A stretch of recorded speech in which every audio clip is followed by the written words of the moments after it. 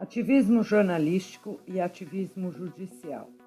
Duas pragas que corroem a nossa democracia. O último dia 7 de abril foi o Dia do Jornalista. Não se pode dizer que a data teve motivos para ser comemorada, pois o jornalismo talvez seja uma das profissões mais desacreditadas atualmente, já que hoje poucos são os profissionais que honram a profissão, exercendo-a de maneira ética e imparcial, trabalhando para levar aos seus leitores os fatos tal qual ocorreram. É triste reconhecer que hoje a função de informar as pessoas perdeu o seu valor. O que realmente importa para a maioria dos ditos jornalistas é transmitir uma narrativa que afasta as pessoas da verdade. Muitos profissionais também valorizam mais as próprias opiniões do que os fatos ocorridos. O verdadeiro jornalista é aquele que narra e registra a história no momento em que ela está acontecendo. Ao mesmo tempo em que o jornalismo praticamente deixou de ser uma profissão e se tornou um celeiro de ativistas, as notícias que deveriam ser transmitidas não são nada animadoras.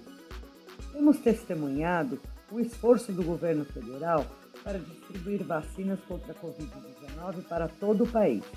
Mas é gritante a diferença entre as vacinas produzidas e distribuídas e o número de vacinas aplicadas na população. Há um claro e grave problema ocorrendo, e apesar dos problemas logísticos e da vastidão do nosso território, as evidências nos levam a concluir que há uma proposital má vontade dos governos locais, que parecem preferir que as pessoas continuem a morrer do que tratá-las e vaciná-las, o que permitiria ao país retomar a vida normal. Mas a imprensa não mostra essa realidade, preferindo manter o seu foco nas ações do governo federal, ignorando propositalmente as ações, ou a falta delas, dos governos locais. Se não fosse suficiente o ativismo jornalístico, que distorce as informações e leva o público a acreditar que o governo federal nada fez pelo povo, há ainda o ativismo judicial, principalmente aquele vindo do Supremo Tribunal Federal.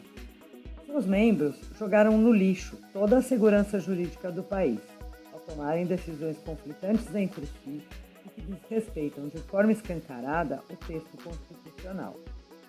Nenhum país pode ser bem-sucedido e ter um sistema judicial justo se os seus juízes valorizarem mais as próprias opiniões que o texto da lei. Nenhum país pode ser considerado sério se a sua Corte Constitucional rasga diariamente a Constituição que deveria guardar. Nenhum país pode ser considerado sério se os limites entre os poderes constituídos não forem respeitados. Nenhum país pode ser considerado sério se as cortes de justiça não respeitarem o texto legal e não respeitarem os atos dos outros poderes, principalmente os atos que visam atender às pautas aprovadas pelo povo nas urnas.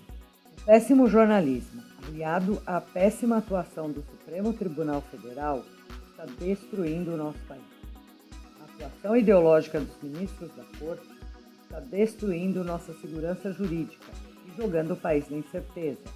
Ao permitir que nossos direitos fundamentais sejam atacados, estão permitindo que, na prática, estejamos todos sob julgo autoritário dos tiranetes travestidos de governadores e prefeitos.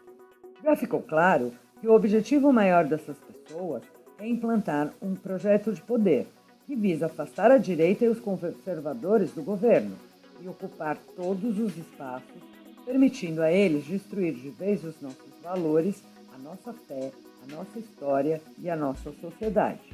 Quanto maiores forem as aberrações cometidas pelos falsos jornalistas e pelos ativistas do judiciário, maior será o tom que adotaremos. Não permitiremos que esses tiranetes continuem a agir impunemente e sempre faremos o que estiver ao nosso alcance para denunciá-los e combatê-los. Cabe à mídia independente o papel de ser a guardiã da nossa democracia, da nossa liberdade de expressão e de todos os demais direitos fundamentais garantidos pela Constituição.